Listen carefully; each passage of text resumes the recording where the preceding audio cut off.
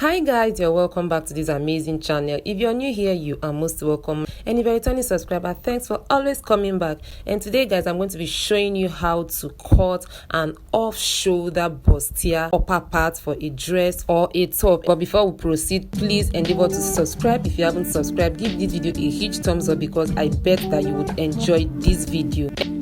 This is going to be an off-shoulder cut up to the half waist measurement. So the first thing is to get the measurement from the shoulder to the half waist length.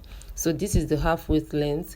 The half waist shoulder to the half waist length is 18 inches, and this is what I just marked out. So this measurement you're seeing here now is from the shoulder to the half waist measurement. And next is to mark out all other vertical measurements, which includes the armhole, the breast point, the underbust, and of course the half waist length, which we already marked out. So here are the measurements: the armhole, the breast point, and then the half length. Okay, and I'll also be marking the same thing on this other side of the pattern paper so that I can have a straight line joined from one end to the other, just as you can see. And these are the points clearly marked out all the way from the armhole, the breast point, the underbust, and of course the half waist measurement. And next we'll be applying the horizontal measurement. But before we do that, we're going to be getting the breast point measurement. So we're going to be dividing the breast point into 2 plus half inch. So the breast point is 8 divided by 2, which is 4 plus half, giving us 4.5. So this is the 4.5 point marked all the way,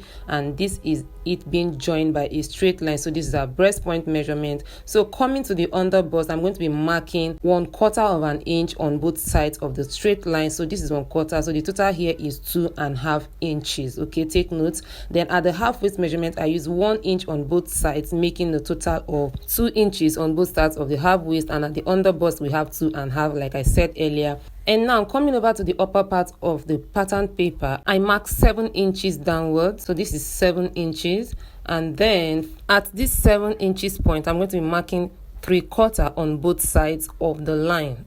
So this is 3/4, making a total of 1.5. Okay, and at the upper part as well, I mark the same 3/4, making a total of 1.5 on both sides of the upper part of the pattern paper.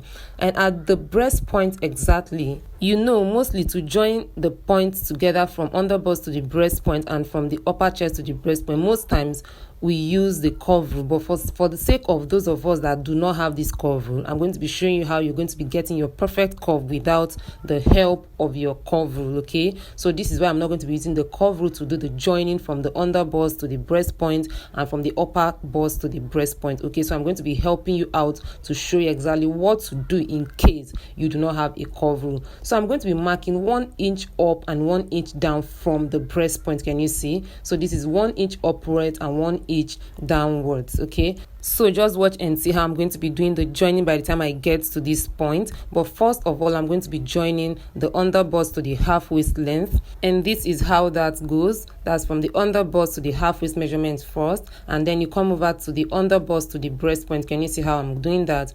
So this is the joining from the underbust to the breast point at the 1 inch below, and coming to the upper part as well, you join into the 1 inch above the breast point, not exactly meeting the point at the breast point exactly. Can you see? So no point is meeting the exact breast point line. So this is it. And then coming to the upper part, we're going to be joining this point with a straight line, just as you can see shortly. So having done that and coming back to the breast point measurement, which is the reason why we do not use curve, can you see how this point is? So you just, if there's any sharp point, you just curve it out. Okay, all we are trying to avoid is a sharp or pointed edge at the breast point, which nobody wants. So you can see how curvy it looks. You remember that this is an off-shoulder upper part of a dress, so in achieving the off-shoulder look, I'm going to be taking out some inches from the shoulder downwards. Okay, and this is depending on how much off-shoulder look you want to achieve. You can use 5 inches, you can use 6 inches, you can use 7, 8, like just depending on how open you want the shoulder to be. That is what determines how much you are going to be taking all the way from the shoulder downwards. But for me, I'm going to be using 6 inches because this person do not want like too much exposure on her upper part of the body. So this is the 6 inches I'm going to be taking out for the off shoulder. And next, to mark out the measurement at the upper bust, I'm going to be dividing the across chest measurement by 2 inches, taking out all the darts that I'm going to be cutting out, like all the points that's going to be taken out,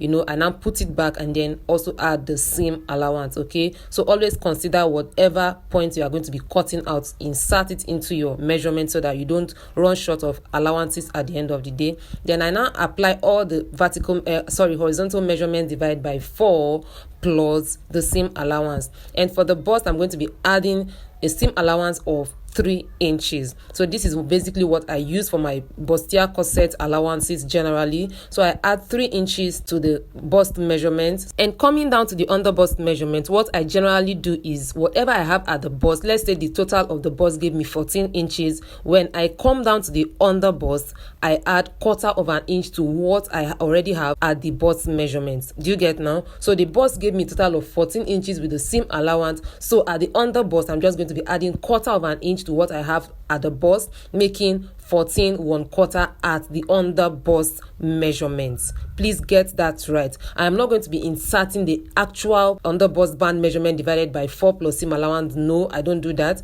I just add 1/4 inch to what I have at the bust. Then coming down to the half waist measurement as well, I add another 1/4 inch. So as I come downwards, I add 1/4 inch till I get to the half waist measurement.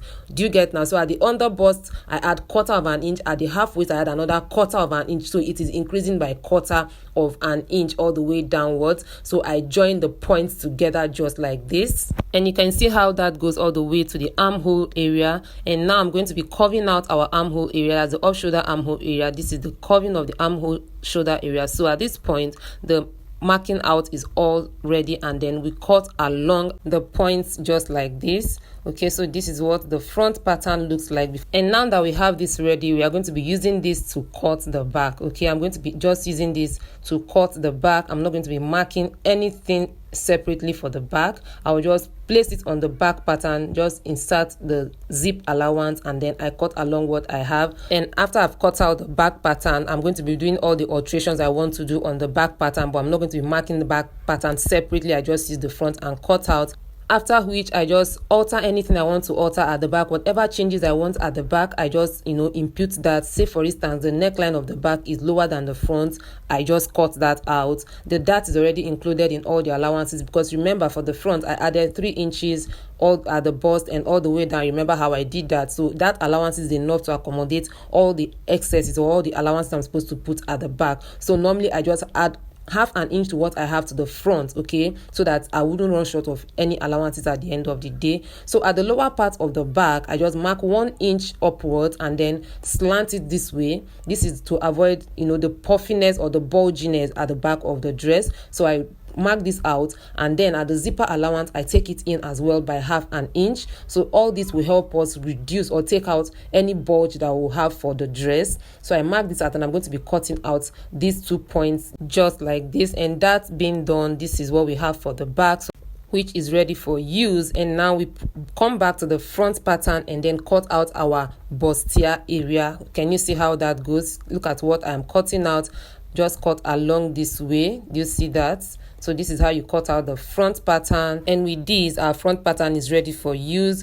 And I just want to show us what I did to the neckline of the back. Like I said earlier, the neckline of the back is deeper than that of the front. So I've taken out an extra 3 inches from what we initially cut out. Okay, so this is why the neckline of the back is looking this deep. And with that, our both patterns are ready for use.